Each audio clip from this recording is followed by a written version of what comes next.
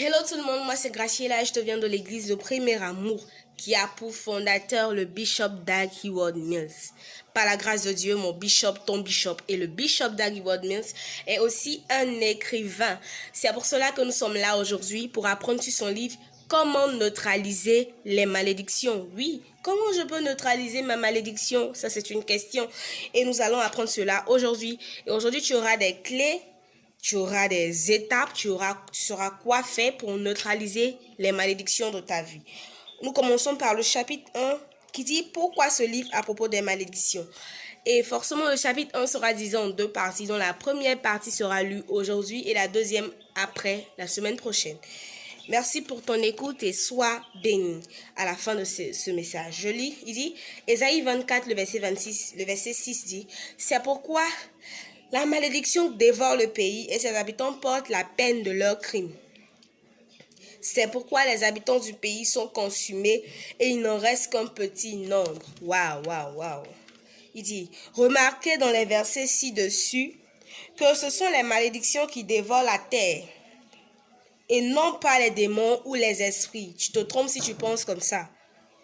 Le petit point, le point 1 dit, les chrétiens modernes doivent avoir un respect correct pour les malédictions. Nous allons étayer cela pour lire Psaume 119, le verset 6. Il dit, alors je n'aurai pas de honte lorsque je considérerai tous tes commandements. Mon père dit, les chrétiens modernes font plus attention aux mauvais esprits et aux démons qu'aux malédictions. Oui, oui. Il dit, les chrétiens modernes respectent la réalité des démons, mais ils ne craignent pas et ne respectent pas la réalité des malédictions. C'est ma prière que vous lisiez ce livre et que vous développiez un respect correct et sain pour la réalité des malédictions. Wow. Je crois en la réalité des démons et des esprits mauvais. Je les affronte tous les jours et je les chasse de ma vie. J'ai écrit de nombreux livres concernant les démons. Toutefois, je crois aussi que les malédictions sont la vraie raison pour laquelle ces esprits mauvais ont la possibilité d'agir et de causer des frustrations, du mal et la mort. Ce sont les esprits mauvais qui mettent en œuvre les malédictions. Waouh! Les malédictions offrent le cadre légal pour que les mauvais esprits accomplissent leur méchanceté. Les malédictions sont réelles, que vous croyez ou non en leur existence.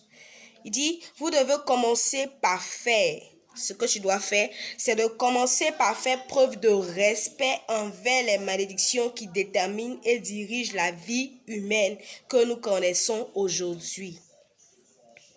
La plupart de ce que nous connaissons aujourd'hui est déterminé par les malédictions et les bénédictions qui ont été prononcées il y a longtemps.